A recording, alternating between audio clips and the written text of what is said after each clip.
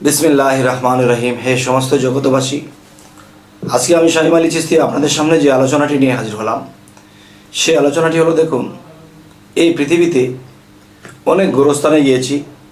মানুষ যখন লাশটাকে কবরে শোয়াবে, এর আগে দিয়ে মানুষ যখন কবরস্থানে প্রবেশ করবে, তখন তারা কি করে, যদি কেউ লুঙ্গি পরে যায়, লুঙ্গির নিচেটা একটা গিট্টু দিয়ে তারপর কবরস্থানে যায়।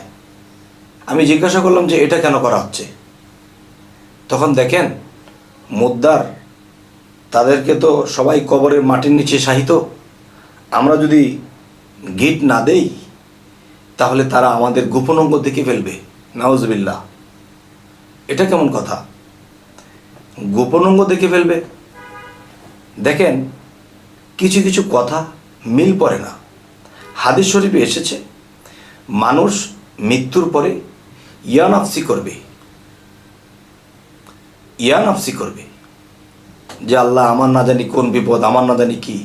আর এরকম বিপদ আপদে পড়ে ইয়ানাফসি করতেছে, কবরের মধ্যে জল সব করতেছে, আর সে জায়গার ভিতরে আপনার গোপন অঙ্গ দেখার জন্য তারা অস্থির, নাকি তারা ওখান থেকে তাদের নিজেকে বাঁচার জন্য অস্থির?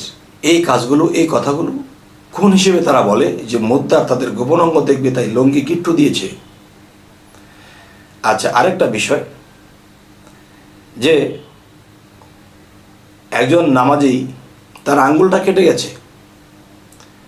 এখন এই আঙ্গুলের উপর দেওয়া অজুর পানি যখন দেবে, তখন দেখা যায় আঙ্গুলটা ভিজে যাবে, ঘাওটা বেড়ে যেতে পারে। তখন ইমাম সাহেবকে জিজ্ঞাসা করলো, হুজুর এটা কি করা? আমি তো এখানে পানি লাগাতে পারছি না। কতে দেখেন, এখানে একটু পানি হাতে মুছে একটু উপর দিয়ে একটু করে দেন। তাহলে বোঝা গেল কি, আমি যখন খাদ্য খাবো, তখন সেই খাবার মুখ দিয়ে খেলে পাকস্থলিতে গেলে হজম হবে, আমার শক্তি বল ঠিক থাকবে। এখন যদি আমি কিছু ভাত মাছ তরকারি নিয়ে আমার শরীরে মেখে ফেলে দেব, আমার কি পেট ভরবে? যাই হোক, সেখানে যাব না। তো আজকের কথাগুলো হলো এটাই, যে আমরা কিন্তু পৃথিবীতে কেমন জ্ঞান নিয়ে চলছি। যদি কোনোদিন তাকে আল্লাহ দয়া করে, তার মধ্যে কিছু জ্ঞান প্রবেশ করবে। আর সেই জ্ঞানগুলো কি? যে সেই জ্ঞানগুলো হলো আত্মজগতের জ্ঞান। দেখেন, মানুষ মৃত্যুবরণ করে, কিন্তু মানুষের বডিটা পড়ে গেছে, কিন্তু তার আত্মাটার মৃত্যু হয়নি, আত্মাটা বাহির হয়ে গেছে। এবং এমনও প্রমাণিত আছে, বা আমার জীবন দিয়েও বলতে পারি, আমার জীবন দিয়ে বলা ঠিক হবে না। যেমন আমি বড় বড় সাধকদের সাথে চলেছি, তাদেরটাই বলি, আমারটা না বলি, যে তারা ঘুমের মধ্যে মৃত্যুবরণ করেছে। মৃত্যুবরণ করার পর তিনি দেখতেছে তার লাশটাকে গোসল দিচ্ছে। তার লাশটাকে গোসল দিয়ে তাকে কবরস্থানে বা শ্মশানের দিকে নিয়ে যাওয়া হচ্ছে। তাহলে এই যে নিয়ে যাওয়া হচ্ছে, তাহলে লাশটাকে গোসল দিচ্ছে, তাহলে তার লাশটাকে গোসল দিচ্ছে, সে দেখতেছে, তাহলে সে লাশের বাহিরে। তাহলে বোঝা গেল যে লাশের বাহিরে সে হলো আত্মা, আর সেটা হলো বডি। এই বডির ভিতরে আত্মাটা বসবাস করে। তাহলে এই বডিটা হয়তো আগুনে পুড়িয়ে দেয় একদল, এক ধর্মে, আরেক ধর্মে মাটির তলে রেখে আসে। তাহলে মাটির তলে যখন রেখে আসে, তখন মাটি এটাকে খেয়ে ফেলে কোনো একদিন।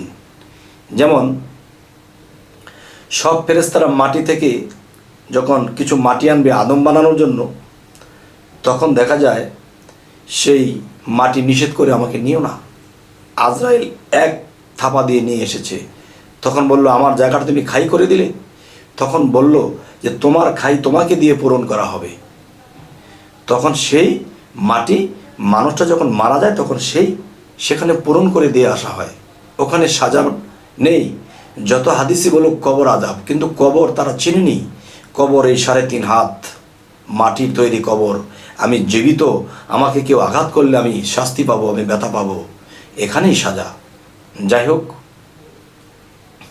এখন যে কথাটি বলবো, যে মূলত আমাদের আত্মার অজু, আত্মার পবিত্রতা করতে হবে। আর এই আত্মারই সাজা হবে যদি আত্মার মধ্যে পাপের ময়লা লেগে থাকে। তাহলে আত্মার অজু করতে কি লাগে, সেই আত্মার অজু কি দ্বারা করে, এটাই একমাত্র যার যার মুর্শিদ বলে দিবে। আর এই আত্মার নাপাক রেখে যদি আমরা একদিন মৃত্যুবরণ করি, তাহলে কিন্তু আমাদের কোনো উপায় নেই। যেহেতু দেহের মধ্যে ময়লা লেগেছে, পানি দিয়ে ধৌত করে ফেলেছি, আত্মার মধ্যে যখন পাপের ময়লা লাগবে, এটি ধৌত করবেন কি দিয়ে? যদি বলা হয় জিকির, না বাবা, জিকির হলো আত্মার খাদ্য, আপনি কি ভাত মাছ দিয়ে অজু করেন? তাহলে জিকির যদি আত্মার খাদ্য হয়ে থাকে, তাহলে সেই জিকির দিয়ে কখনো আত্মার পবিত্র হবে না। আত্মার খোরাক হবে, আত্মা শক্তিশালী হবে, কিন্তু পবিত্র হবে না।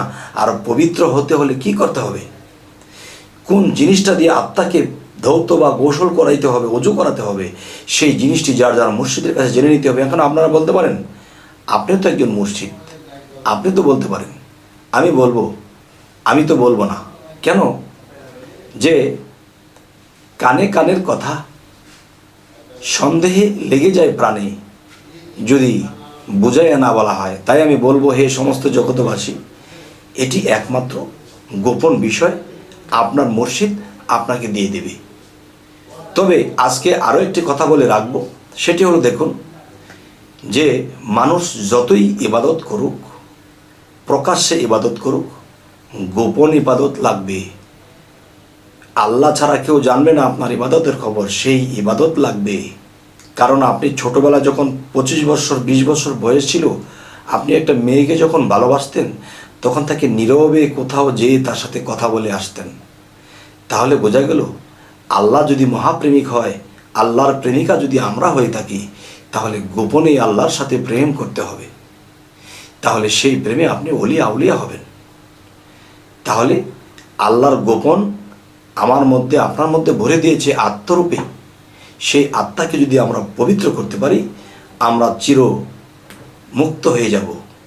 তবে হে সমস্ত জগতবাসী, আমাদের এই চ্যানেলের আলোচনা যদি আপনাদের ভালো লাগে, তো অবশ্যই সাবস্ক্রাইব করে নেবেন এবং পরবর্তীতে যেন ভালো আলোচনা এনে দিতে পারি, তাই দোয়া করবেন যেন সামনে আরও এমন কিছু আলোচনা দিতে পারি, যে আলোচনাগুলো শুনে মানুষ আল্লাহর পথে অগ্রসর হতে পারে।